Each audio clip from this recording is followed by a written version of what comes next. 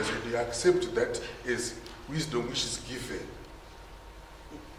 what are we saying? Does therefore facilitate critical thinking, especially in the classroom? So perhaps the macro environment within which we operate can sometimes vitiate against the attainment of critical thinking. We move on. The conclusion. We are saying that data from the survey, obviously, which needs triangulation from observation and interviews, is suggesting that there is some critical teaching for critical thinking among geography teachers. Okay. Yes, there might be some cause to celebrate from this data, the questionnaire data, on the nail of teacher-dominated learning and the banking approach. We might be saying that those statistics were saying yes, teacher-dominated teaching is out, and in comes critical thinking or teaching for critical thinking and learner-centered methods. It would seem to be like that. Let's move on. But the argument is that the macro environment suggests that the frame factors which result in teacher-dominated lessons are still in place vis-a-vis the Zimbabwe curriculum framework. We still have exams, and therefore we still have time frames, and teachers have still to attend to finishing the syllabuses, and perhaps time is not on their side. And we are saying that the desired destination for teaching for critical thinking and the related issues like problem solving, teacher-centered pedagogy, etc., as I look at it, I'm looking at documentary evidence and the evidence from the questionnaire. There are infrequent sightings of the land to which we are yet to dock. Okay.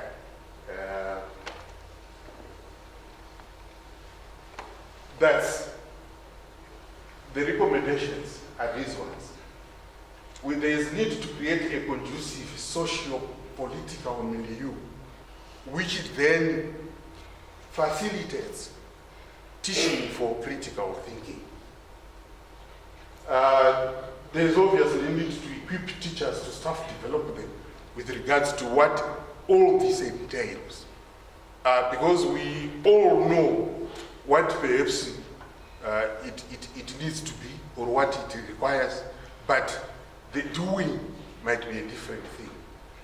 There is need obviously to resourcing education, and there's talk about digitalization of schools, digitalization of teaching and learning environments. Teaching for critical thinking, like all your learner-centered learning, perhaps is predicated on the availability of resources. And the use of ICTs might be a way of making available some of those resources, but still it's a long way off. I think that is the last one. Perhaps I will now comment on my topic. A requiem too soon. I'm not Roman Catholic, neither am I Anglican, but the requiem mass is supposed to be a mass in commemoration of somebody who has gone away, okay, who has passed on, a funeral kind of service. So I'm arguing that perhaps we may be celebrating too early that teacher-dominated methods have gone. And I'm saying that the aim or the thriving for teaching for critical thinking, I think it's still a land which is too far. Yes, we are not a seafaring nation, but I've borrowed this imagery to say that we are still at sea. The landing strand is still to be reached. Thank you.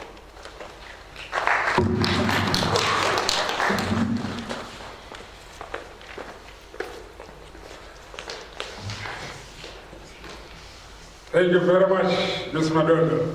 Shall we give him another good round of applause? Yes, thank you very much for that very enlightening kind of presentation. Teacher-centered pedagogy versus teaching for critical thinking in the Zimbabwe curriculum framework. Thank you very much, and we were able to indicate that almost 21% of the teachers actually engage in critical thinking. There is still, it seems like, yes, there is some room for improvement. And when you were drawing that diagram, what we thought you were drawing was different from the final product that we saw. So this tallies up with your final comment to say we are thinking that we are saying goodbye to teacher-centered teaching methodologies. It's not so early. Let's not quickly celebrate. They may be coming back. Yes. Thank you very much. Thank you very much.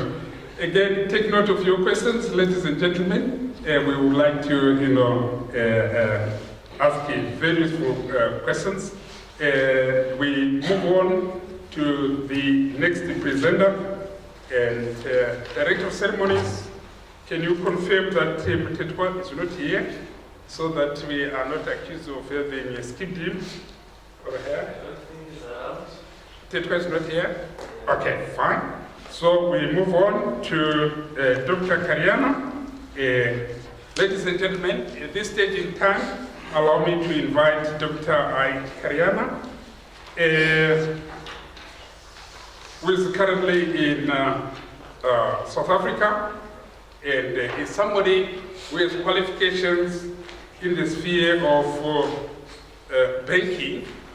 In fact, he has a certificate from the Institute of Bankers of Zimbabwe, a Bachelor of Science degree in education from the University of Zimbabwe, an MSc in Strategic Management from Chinoy University of Technology, and a doctorate in Education Management from Sisulu University in South Africa, and is currently a researcher at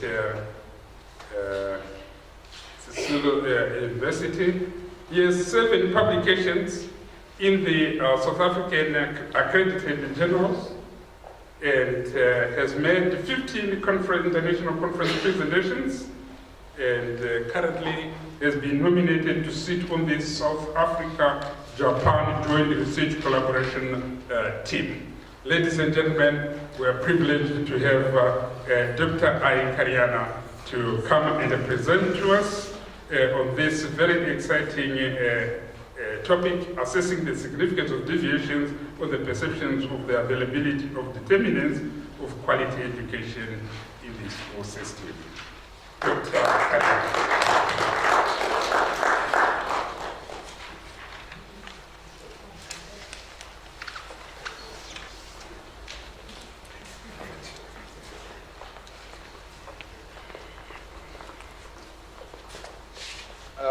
Thank you very much. It's always a challenge to present after a very competitive presentation. But I know research is just a very individualistic area. Even given the same topic, what we bring will be so different. Okay, this is part of the PhD research output. So I decided to convert it and collaborate it into a publishable manuscript. So it's a paper that is almost complete now. The idea is we have noted, having been in the schools in Zimbabwe and in South Africa, in the high schools, there has been quite a number of experience on how schools are managed, how classroom behavior goes on. So that's when I was just thinking around then. So what are those characteristics that define high quality education, and what do stakeholders say about those characteristics? So that was based on the understanding that education actually is the fundamental towards eradication of poverty. And high quality education is actually an envy of every country or every society. That is simply based on the fact of the benefits that we derive from education.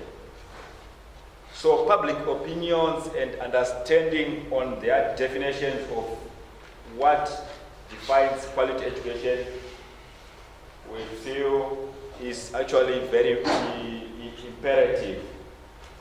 So, and to achieve that, there has to be some stakeholder consultations, because we actually believe that that is where we will get the required views.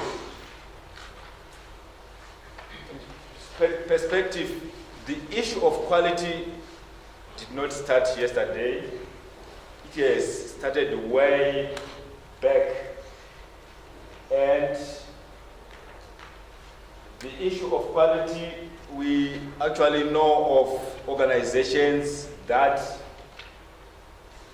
have been established to ensure quality in different spheres of our lives.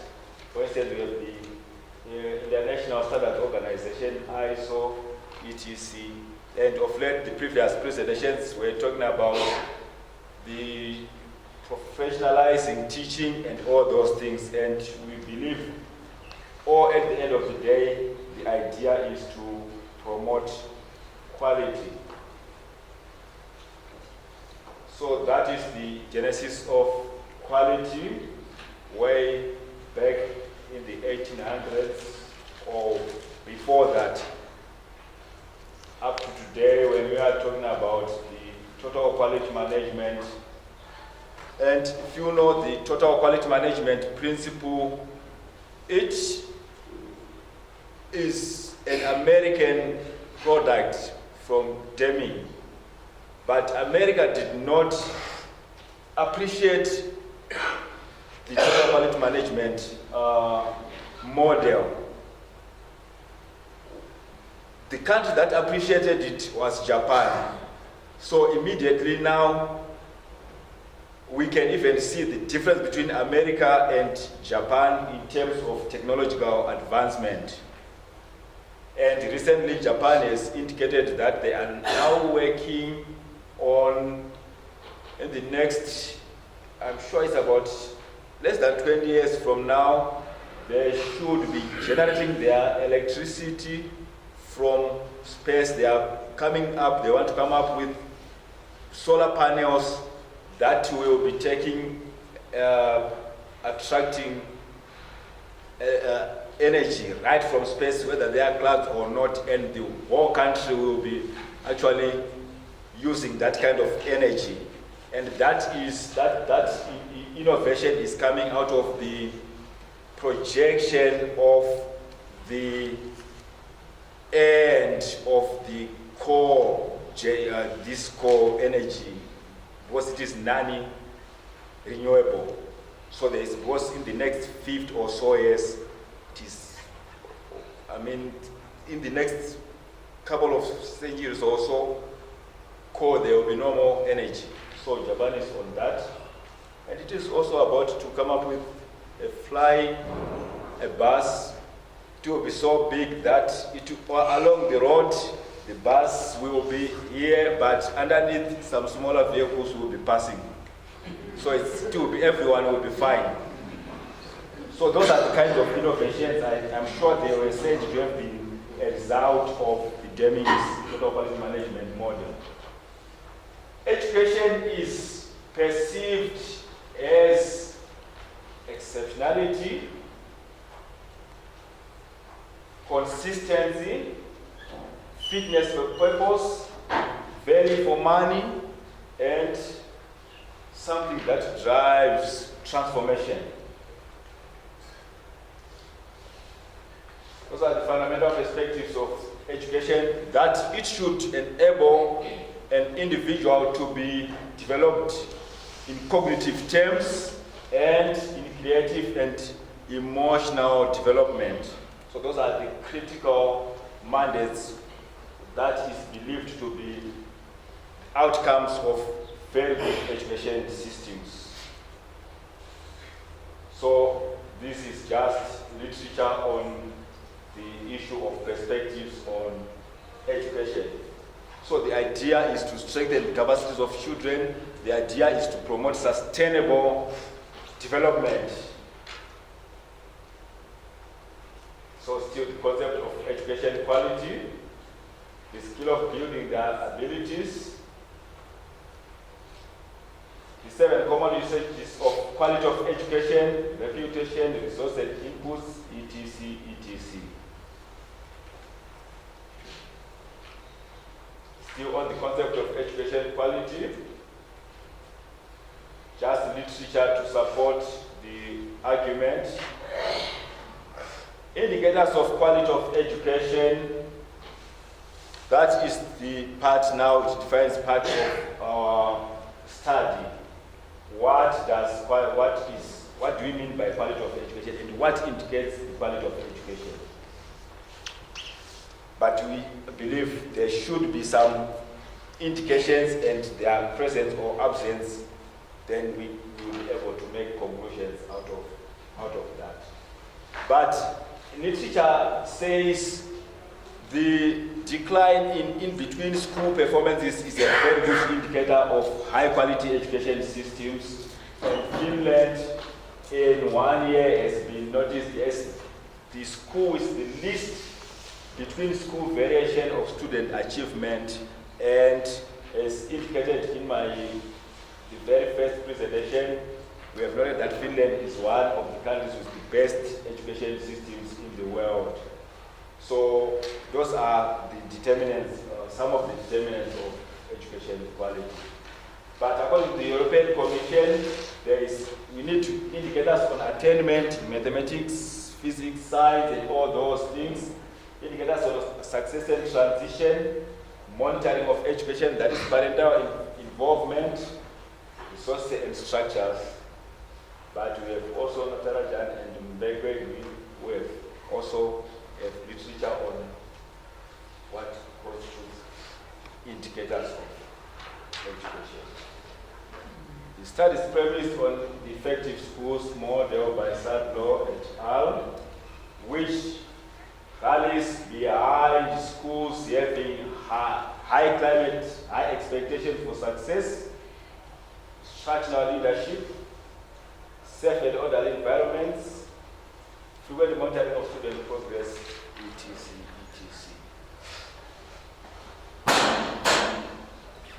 And our argument is that if the quality of education is high, then we want to see stakeholders' agreement to that effect. So on that degree, to what extent do they converge or diverge on pointing out this is an indicator or this is not an indicator of the quality of education? So the twofold study, we want to see what indicates the quality of education, then we wanted to find out the deviations or perceptions of those indicators, and then the significance of those deviations. Parallel research design, a mixed method approach, questions and structured interviews, So our sample was very large, and the reliability and validity were observed. SPSS version 22 was used. So the results followed. So what we did, we presented indicators, then we wanted to ascertain, does this indicate high quality education, like for instance, high mathematics achievement, high reading and writing competence, high science capability, low dropout rate from schools, low dropout rate from tertiary institutions, high national examination pass rates. Are those determinants are those indicators of education quality? And as we can see, really, there is high agreement generally from the SMT school management teams and educators on what are the indicators of high quality education. The same learners' views on the same variables also wanted to say, so that we can really see what is the convergence or divergence on those.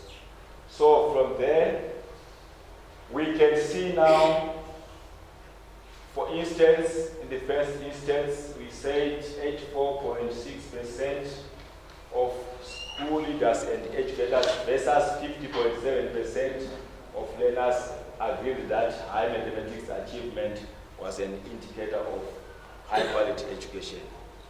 Then if 86% of educators in school, if they do agree, but only 50% of learners agree to that. So what does the other 50% of learners say? And what does that mean? That is actually the gist of our study. So from there one could conclude that that kind of interpretation, for instance, the first one, which means we have educators and SMTs on the one side, understanding what constitutes a high quality education system, but learners they seem not to be in agreement with that. But then, so what would be the way forward? Maybe that would then come to be part of the recommendations. Because all that in red for us were the deviations of more than 30%, and that in orange, yellow, were the deviations of above 20 to 25%. Then the green, as you can see, that one was a very good agreement then, that the stakeholders agreed that reading and writing competence was a strong determinant of education quality. So there's appreciation from both, from all parties, the three parties, the key stakeholders in the school system, that there is need to promote reading and writing competence. The high use of ICTs, if 87.3% of educators and SMTs agree that they determine high quality of education, but only 62% of learners agree to that effect. Now, what would that mean? What would be the way forward? We then said, or probably, supposedly, as also were indicated from the qualitative studies, that maybe there is ignorance on the part of learners, or there is actually a blame on the part of the teachers themselves.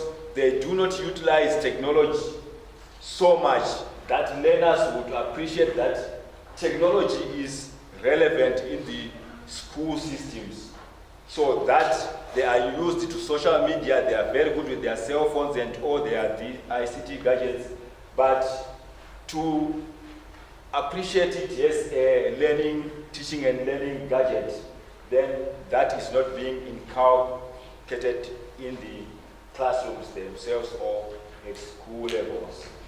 Low dropout rate from schools, those kind of disparities were actually worrisome, or low dropout from tertiary institutions, because just yesterday we have had that presentation of high dropout from tertiary institutions, but then learners do not see that as big of a problem. But the educators and SMTs are saying actually that is a big problem. So then what really would that signify? So that would mean that really probably there is lack of some career guidance amongst the schools to acquaint learners as to what is expected of them after schools and things like that, of what effort they should put towards their studies and things like that. So those were actually the various questions that were being generated from this consistently asking of the learners, and these three, was we targeted three key stakeholders who interact daily within the schools themselves to give us actually their views. So they are very interesting outcomes there. But then we moved on to availability of the determinants, because we felt, okay, fine, these are the indicators of high quality education. Then we said, okay, the next move, we want to see whether or not they are available in the schools themselves. So there were some variables that we indicated. For instance, maybe you will not be able to see, I'm sure, yeah, because of the font size. But the first one, exceptional lesson planning standards and articulate presentations. To what extent are they available are they being practiced in the classrooms? So we had responses from these three key stakeholders, which we were comparatively presenting there. Excellent knowledge of curriculum and learning programs, positive learning environments, educators' comprehensive use of learner assessment records, educators' evaluation of lessons, professional development of staff, provision of core curricular activities. That list really continued. Use of diagnostic assessments within classrooms themselves, high expectations or satisfaction levels for all and by all learners, etc. So all those are the idea. We wanted to ascertain, okay, to what extent would learners say these are available or not, or to what extent would educators say these are available or not. But analysis of the results indicated that SMTs, educators and learners agreed that exceptional lesson planning standards and excellent knowledge of curriculum were absent in schools. Despite that the available resources, they were being fully utilized. So that agreement should inform policymakers or teacher training institutions of actually what is the next step. Because when we say they all agree that they are not being practiced, or they are absent in classrooms.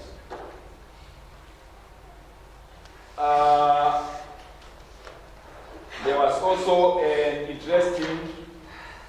there was poor professional development programs in the schools, but there was mixed feelings of to what extent educators said that there was no professional development, but learners say there was professional development. So which means Now we are worried as to which side now would we have to take, because SMTs on the other side were giving their own views of how they feel. Respondents were uncertain about whether schools provided co-curricular activities, but SMTs and educators actually indicated that learners were demotivated to participate, but on the contrary, learners were said they were willing to participate, but schools did not provide. So those kind of outcomes for us. Then from the qualitative study, at one time it was indicated that yes, high national pass rates, even from the learners, they said high national pass rates are a very good indicator of high quality education, but educators said they are not. Now when we come to previous presentations, Zimbabwe is saying to be about 30% for the ordinary level. When we go across the border to South Africa usually the schools there, mostly they want at least 70% pass rates. So the basic education system will be like 75% pass rate. But then, what would that signify? Would that mean that the South African education system is commercialized? That schools, private and public, especially private, are actually trying to boost pass rates? And what are the quality of those national examinations? Or what is the situation back in Zimbabwe? Is it that the examinations themselves are so challenging, or maybe there is some issues within the schools themselves that are promoting this kind of outcomes? Those were just the analysis of the responses. So we concluded that there were inconsistencies on the differences, both and also divergent views on the availability. So we only recommended the need to equip and professionalize school leaders with skills to enhance school effectiveness, decentralization of autonomy over school governance, management and administration, utilize from the previous speakers the professional standards for professional teachers. Those kind of, I'm sure they will assist. Manage strong teacher development programs and public awareness. Those are just some of the recommendations. Yes.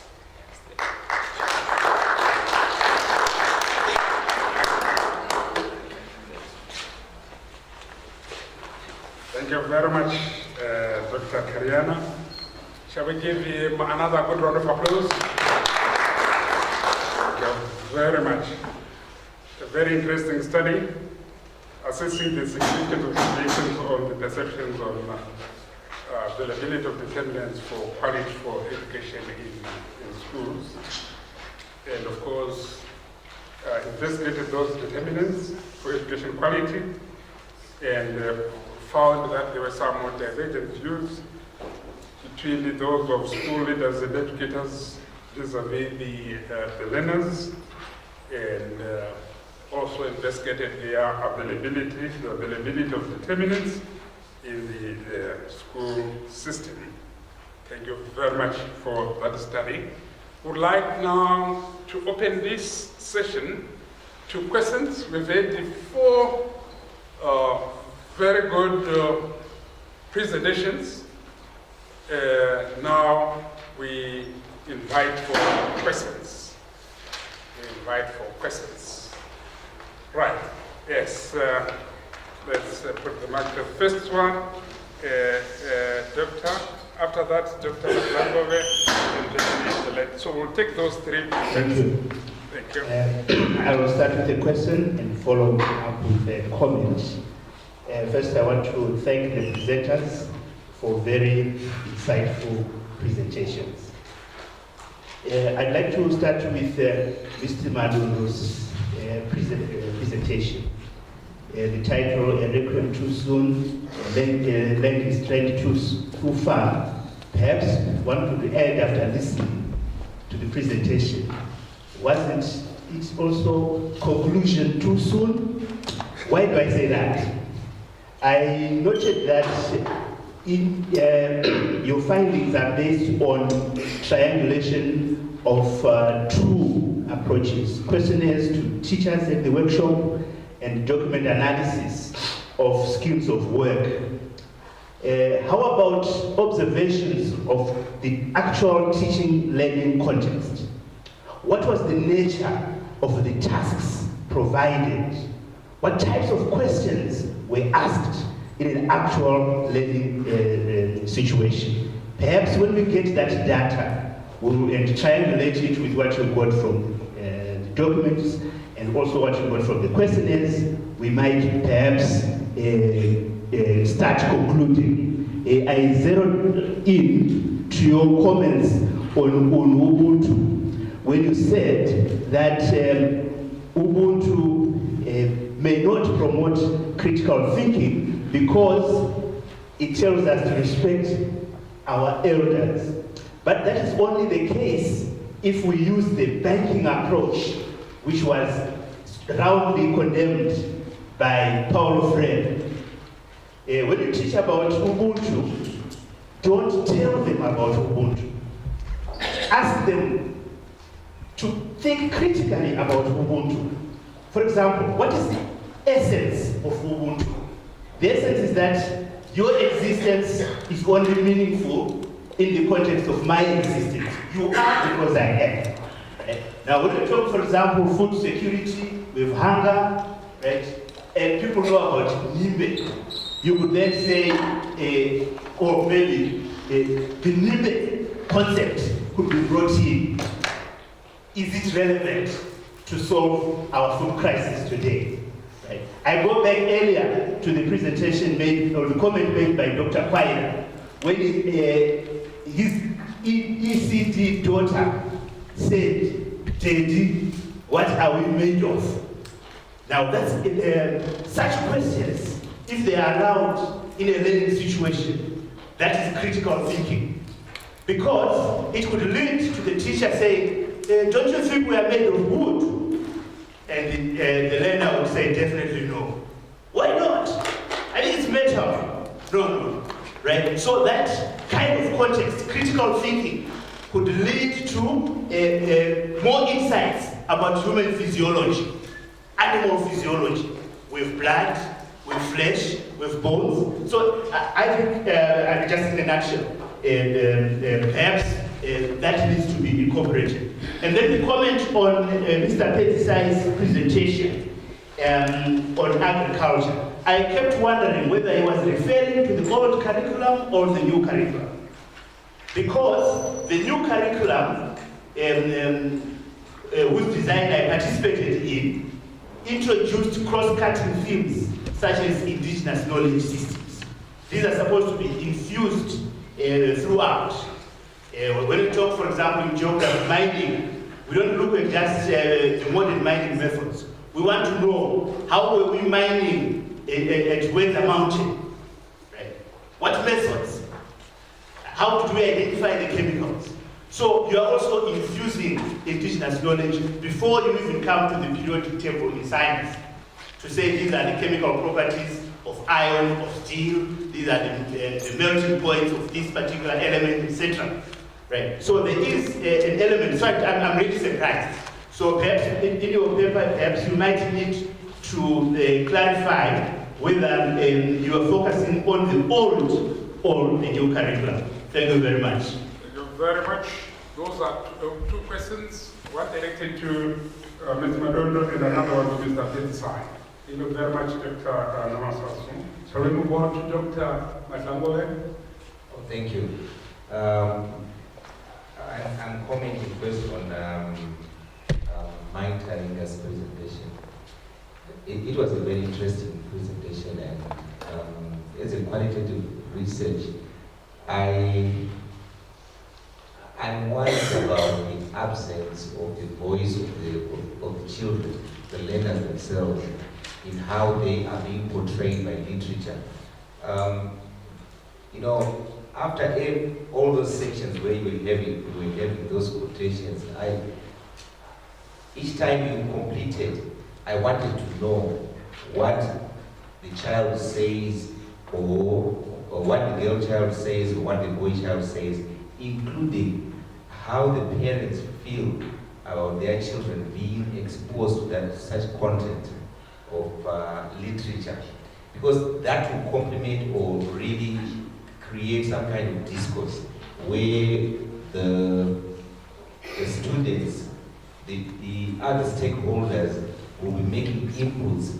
As far as it is right now, you have more questions about what do the children think, what do the parents of the children who are receiving this education also think, and then what is the impact of just simply throwing that information at them? Because the impact, I know that many probably might have had difficulties in accessing the children during the research. I have had a student who has not been allowed even to interview students by the ministry. And these are students who are being abused. So probably you also had similar problems. And then the first presenter, I can't remember his name. Mr. Pitsack. Yes. I don't know if you've been watching the current debates about command agriculture and its impact and the inputs that were being made, being type of wasted stuff, fertilizers and so on and so on, and the current buffer harvest that we are looking at. Is it not contradicting successes also when you critically look at those and say, the traditional methods should only be used to enhance agriculture? Thank you. Thank you very much, Dr. Makapole. Questions directed at Mrs. Taringa and Mr. Fitzai. It's never too late to include the voice of the learners, the boy child, the girl child, as well as the parents of those. Yeah, we can consider that. Yeah. Right, shall we move on to the next question? Yes, ma'am? Yes, mine is also directed to Mrs. Taringa. When I saw her topic, it was saying ordinary level prescribed literary text, but from the findings, it seems as if she only concentrated on one novel. So I wanted maybe to explain why, because I thought maybe she was also going to refer to the novels, different types of literature that these children are exposed to, maybe for interest's sake. Why is it that she only concentrated on one novel? Thank you. Thank you very much. Very useful questions, which will actually enrich your dissertation. Right, let's get the responses. Shall we start with Mr. Madondo? Leave the mic to Mr. Dr. Madondo, and then after that we'll get to Mr. Fitzai. Thank you very much, Dr. Namasasu. You will agree with me that on the title, Queen too soon, and the line is planned too far, there's a question mark. So I think the business and the conclusion is yet to be made. But I agree that I think for what has been presented, we may not conclude that teacher-dominated strategies are out or are still being. I take note of your suggestion that I think a deeper understanding of the situation would be enriched by observations, classroom observations, to actually see how the transactions occur, and this would actually inform one as to how the teachers are teaching, either for critical thinking or not. And therefore, I think the study is not through yet. From what you are saying, and from also what I have acknowledged in terms of limitations. I think there is need for triangulations through observations and also through interviews. So I think that comment is taken on board, and thank you for that. With regards to Ubuntu, it was just an observation, personal observation. But in critical thinking, we are saying that one would need to be open to suggestions and actually see whether they agree with the kind of argument which is coming through. And I agree with the kind of argument which is being articulated here, to say that there's more to Ubuntu than just saying, perhaps, as a blanket judgment that it's undemocratic. Those might be situations. I think it has more of its redeeming features, but I'm only saying perhaps these are some of the situations where we would have, say, an elder saying, what I have said, there's no debate about it, and that is all. Perhaps that is the case which I was trying to highlight. Thank you very much. Thank you very much, Mr. Dondo. Mr. Pensac, shall we give the mic to Mr. Pensac? All right, Mr. Okay, thank you. Thank you so much for the questions raised, and probably they are going to enrich the dissertation. And as for I'll start with the second piece, the novels. I read a number of them, but just for time, I had to skip some of the slides, but in the full paper, they are there.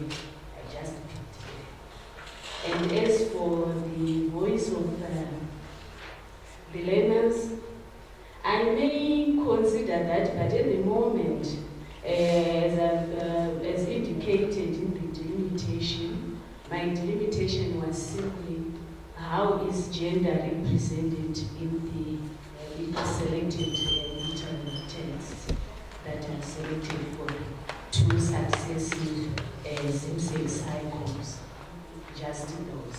But maybe some of my advisors are still are also here. Prof. Ramasanga is one of them. Prof. Moyana, we may need to go to the drawing board, but at the moment my limitation didn't include the voice of the learners, and I had pushed that to further studies. That's fine. You've answered the question. Right. You're very lucky, because it's food for thought for both the supervisor and the supervising. So it's okay. Right, Mr. Pensac. I will start with As soon as we finish this round of questions, we attend for lunch. Yes, Mr. Pensac. I will start with question 2, the current debate about command agriculture, its impact on food security and food sovereignty in Zimbabwe. Yes, I do agree that command agriculture is done a lot with respect to food security and food sovereignty. However, it's mainly for large-scale commercial farming.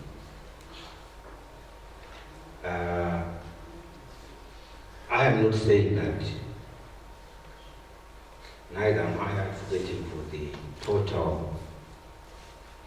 eradication or removal or inclusion of Western farming practices.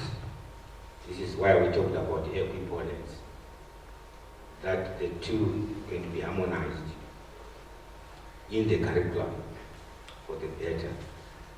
But where you have especially small-scale commercial farming and communal farming, and let me say communal farming, where most of the population are involved where they don't have the resources, especially in terms of money to buy the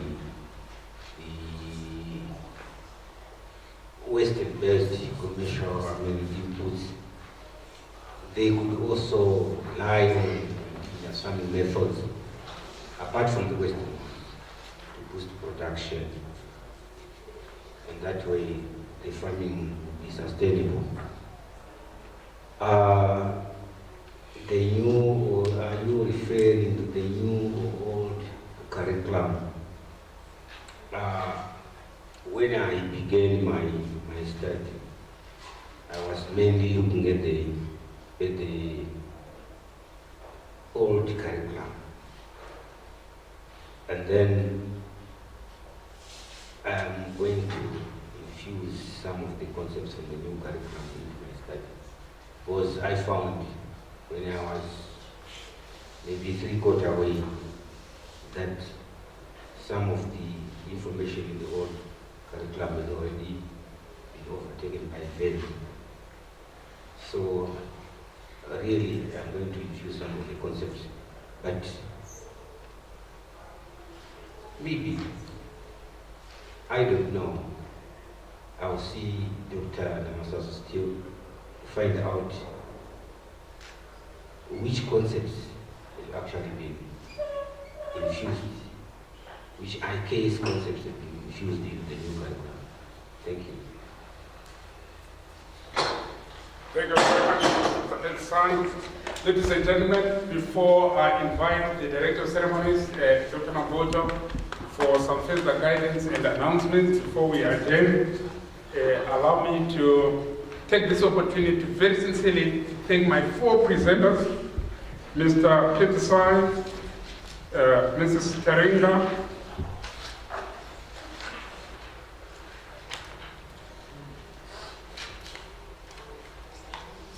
Mr. Madondo, and Dr. Kariana.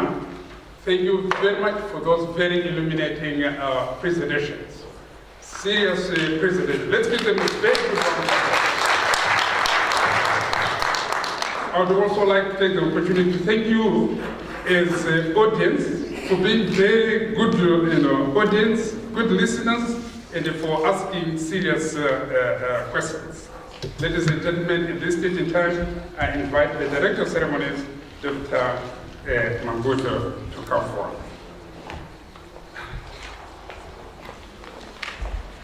Right, thank you very much, Dr. Mahere, for handling this session. Now we are going to break for lunch, ladies and gentlemen. And then after lunch, we are going to break into 2 groups. One group is going to remain here, and then the other group will go to lecture room 2. And these are the people who are going to present in this lecture theater. There is Muzenda, and Kariana. Are you presenting a paper?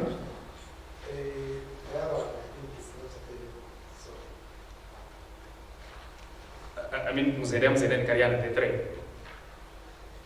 Yes, Kariana is presenting. Yes, but it's not there. So this paper is not available. And then G. Chigonda, you are presenting.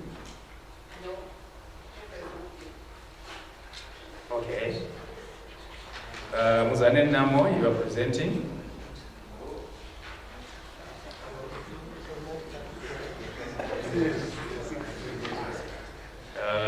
Zimba, she is presenting. I was talking to her just a few minutes ago. Sododo. We have Sododo here. Moyo and Swanda. You are not presenting? They are not there. All right. And then Guga, you are presenting. Thank you. Sikire and Townsend. They are not. MF Edzisa, you are presenting. Thank you. Teacher Taika, you are presenting. And then Maone Zo. She is not here. All right, so that leaves anyone who would want to present this afternoon that I have not called out. Yes.